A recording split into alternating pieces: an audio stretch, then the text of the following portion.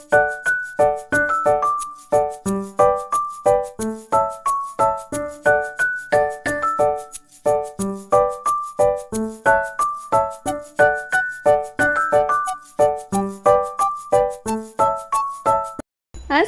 আলাইকুম and welcome back to momos world. কেমন আছেন আপনারা সবাই? আশা করি সবাই অনেক ভালো আছেন। আলহামদুলিল্লাহ, আমার ফ্যামিলিও খুবই ভালো আছে।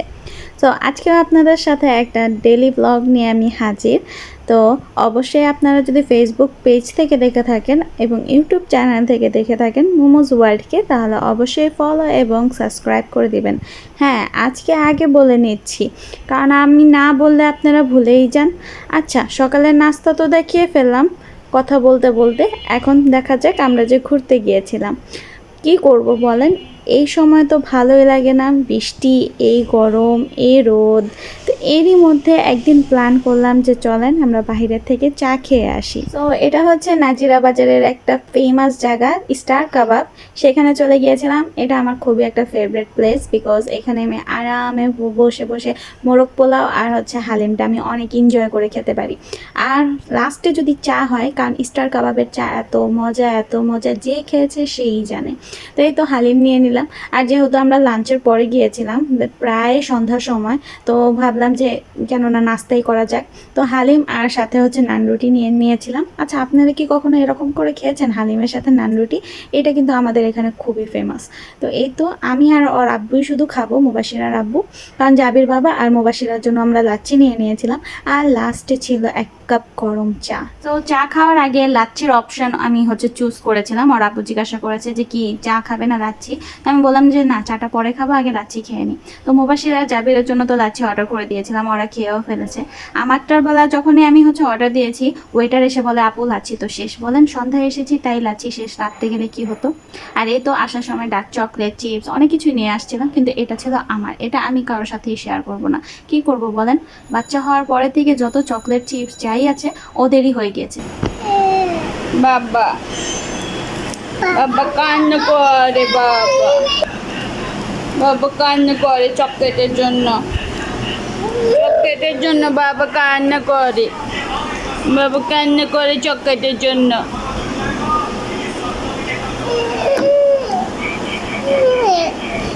এই জীবনে যতই চেষ্টা করেন না কেন, চকলেটের মানে যুদ্ধটা সবসময় থাকবেই বাচ্চাদের সাথে। দেখলেনই তো, আমি ভেবেছিলাম এটা জাস্ট আমিই খাবো, কিন্তু কিভাবে ওদের দখলে চলে গেল। আচ্ছা, সেখানে নাই যাই। আর এই ছিল আমাদের ডিনার, বিকজ আমরা হচ্ছে লাঞ্চ বাসায় যা ছিল তাই করে দিয়ে গেছিলাম লেফট ওভার। তো এখন হচ্ছে ভাবছিলাম যে চিংড়িটা হচ্ছে ভুনা করে ফেলবো, খুব ইজিভাবেই ভুনা করব। আর বড় বড় চিংড়ি ছিল তো, তার জন্য আরও বেশি মানে হচ্ছে ভালো লাগবে। মাছগুলাকে একেবারে হচ্ছে ক্লিন করে ফেললাম। আমার কাছে চিংড়ি মাছ আর শিং মাছ একটাই জিনিস অনেক মানে বিরক্ত লাগে, সেটা হচ্ছে এই যে রগগুলা। এগুলার ভিতরে যে রগগুলা থাকে, এগুলাকে কেটে কেটে পরিষ্কার করতে হয় ভালো করে।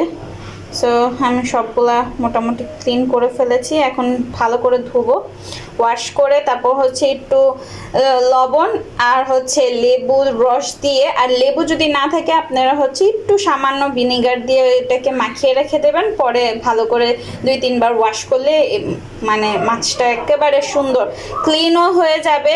তারপর ওদের স্কিনটাও অনেক সুন্দর হয়ে যায়, মানে লেবু বা ভিনেগার দিয়ে যদি পরিষ্কার করেন লবণ দিয়ে। আর হচ্ছে স্মেল যে একটা থাকে, স্মেলটাও চলে যায়। তো আমি এইভাবেই করি। এগুলো ক্র্যাব, এগুলো শ্রিম মা। হ্যাঁ, এগুলো ক্র্যাব না, ওগুলা হচ্ছে আরো এটা সাইজে বড় হবে, তো ওটা হচ্ছে ক্র্যাব। এগুলো শ্রিম। আচ্ছা আচ্ছা গাইস, আপনাদের কাছে কি এই যে পেঁয়াজ কাটার এই চপার মেশিনটা আছে? জানেন, আমার লাইফে সবচেয়ে যদি আমি বলি হেল্পফুল বা বেস্ট ফ্রেন্ড এই চপারটা। কারণ আমার পেঁয়াজ কাটাতে কেনই যেন অসহ্য লাগে, আর আমি খুব কান্না করি পেঁয়াজ কাটতে গেলে। তো এটা আমার লাইফে আসার পর থেকে ম্যাজিক হয়ে গেছে পুরো। এই যে কথায় আছে না, life is magic magic magic, এই টাইপের ম্যাজিক হয়ে গিয়েছে এই চপারটা আমার লাইফে আসার পর থেকে। সো গাইস, বেশি কথা না বাড়িয়ে চলেন রেসিপিতে যাওয়া যাক। তো এখানে ফার্স্টে আমি একটা ফ্রাই প্যান বসিয়ে দিলাম, একটু সামান্য একটু গরম হয়ে আসলে এখানে আমি তেল ঢেলে দিব। বেশি পরিমাণে দিব, কারণ হচ্ছে ভুনা করব যেহেতু, তো তেলটা একটু বেশিই লাগে। এরপরে হালকা একটু গরম হয়ে আসলেই আমি এখানে পেঁয়াজ দিয়ে দিব। সিম্পল হলেও কিন্তু মানে আমি আমার টাইপের হচ্ছে রান্না করেছি, এর জন্যই আপনাদের সাথে হচ্ছে এটা শেয়ার করা। তো এখন পেঁয়াজগুলো দিয়ে আমি বেশি লাল করব না, মানে ভাজবো এই টাইপের যেন পেঁয়াজের একটা স্মেল আছে সেটা দূর হয়ে যায়। তো এই তো দেখতে পাচ্ছেন আমি বেশি গোল্ডেন কালার করিনি। এখন আমি শ্রিমগুলো দিয়ে দিব। শ্রিমগুলোকে ভালো এই পিট ওই পিট করে ভালো করে একটু ভেজে নিব জাস্ট, কারণ বেশি ভাজতে যাব না। কালার আসলেই এখানে আমি সব মশলা দিয়ে দিব। এগুলা হচ্ছে শ্রিম, এগুলাকে যদি আপনারা বেশি ভাজতে চান এগুলো বেশি রাবারি হয়ে যায়, তার জন্য চেষ্টা করবেন কম করেই ভাজতে, জাস্ট কালার আসলেই এনাফ। আচ্ছা, আমার হচ্ছে চিংড়ির রেসিপি হতে হতে আপনাদেরও একটু খবর নিয়ে নিই। আচ্ছা, আপনাদের গ্যাসের কী অবস্থা বলেন তো? আচ্ছা, আমি যাই রান্না করছি না কেন এই ইলেকট্রিক চুলাতেই আমার রান্না করতে হয়, গ্যাসের চুলা থাকতেও, বিকজ আমি যখন রান্না করি তখনই গ্যাস থাকে না। আচ্ছা বলেন, ফজরের সময় নামাজ পড়ে তো ঘুমে এসে পড়ি, সকালে বাচ্চাদের স্কুল থাকে, তো কীভাবে তখন আমি রান্না করি? আচ্ছা, এ কথা বাদই দিই, আপনাদেরও এরকম সমস্যা থাকলে আমাকে কমেন্টে জানাতে পারেন। এখন রেসিপিতে আসি। আমার এই যে ভালো করে ভাজা হয়ে গিয়েছে, এখন জাস্ট আমি এখানে অল্প পরিমাণে হলুদ দিয়ে দিব। দেখতেই পাচ্ছেন ছোট চামচ আমার হচ্ছে মশলার, তো হলুদ হয়তো এখানে হাফ চামচ হবে, আর মরিচের গুঁড়া আমি হাফ চামচের একটু বেশি দিব, কারণ এটা বাচ্চারা খাবে যেহেতু, আমি এত বেশি এটাতে স্পাইস দিব না। এখন সামান্য পরিমাণে ধনিয়া গুঁড়ো, জিরার গুঁড়ো দিয়ে আমি মশলাটাকে ভালো করে তেলে কষিয়ে নিব, কারণ পানি আগেই দিতে যাবেন না। চিংড়ি মাছের যেহেতু ভুনা করছেন, তেলেই মশলাটা কষালে এটার ফ্লেভার খুবই ভালো আসে। এখন মশলাটা যেহেতু কষানো হয়ে যাবে, এখানে হচ্ছে টমেটো পেস্ট দিতে পারেন। আচ্ছা, এখানে না আমি লবণ আর হচ্ছে আদা রসুনও পেস্ট দিয়েছিলাম, বাট ভিডিওটা মনে হয় স্কিপ হয়ে গেছে আমার থেকে। কিন্তু হ্যাঁ, এই যে আবার যে আমি লবণ যখন দিয়েছিলাম এতটুকু আমি রেকর্ড পেয়েছি। আই থিঙ্ক আমি সেটা রেকর্ড করতেই ভুলে গিয়েছি। আপনারা কিন্তু আদা রসুনের পেস্টটা দিবেন অবশ্যই। এরপরে হচ্ছে আমি এখানে অল্প একটু পানিও দিয়েছিলাম, মানে জানি না রান্না করতে যেয়ে কী হয়েছে, ভিডিও কেন রেকর্ড হয়নি।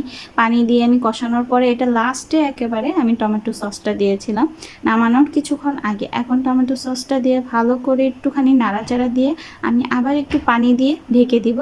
তো একেবারে লাস্টে আমি হচ্ছে 2 থেকে 3টি কাঁচামরিচ দিয়ে দিব আস্ত। এরপরে আপনাদের অপশান যে এটাকে পুরো ভুনা করে ফেলবেন নাকি একটু ঝোল টাইপের রাখবেন। তো আমাদের হচ্ছে একেবারেই আমরা ভুনা করে ফেলেছিলাম, আর এইদিকে বাচ্চারা যেহেতু আছে তাদের জন্য হচ্ছে ভাজি করে ফেলছি। তো দেখতেই পাচ্ছেন আমি কাঁচামরিচের পরিমাণ কত কম দিই, এটা জাস্ট নামে ভাজি। মানে বাচ্চারা যেহেতু খাবে ওদের জন্য তো একটা অপশান রাখতে হয়, কারণ হচ্ছে ভুনাতে আমি ভালো একটু স্পাইস দিয়েছি, ওরা এতে খেতে পারবে না। আল্লাহর রহমতে আমার মেয়ে মুবাশিরা ও স্পাইস এখন একটু খেতে পারে, তো ও ভালোই এগুলো আমাদের সাথে ট্রাই করে ফেলে। বাট জাবির বাবার জন্য আমাদের সেকেন্ড অপশান সবসময় রাখতে হয়, কারণ বাচ্চা মানুষ আমাদের সাথেই খেতে বসে, তো এত ঝাল তো ওকে দেওয়া যাবে না, মাত্র ছোটো বাচ্চা, 2 বছরও হয়নি। তো আলহামদুলিল্লাহ আমার খাবার এই তো দেখেন রেডি হয়ে গিয়েছে। আমি একেবারেই ভুনা ভুনা করে ফেলেছিলাম, আপনারা চাইলে একটু ঝোল টাইপেরও রাখতে পারেন।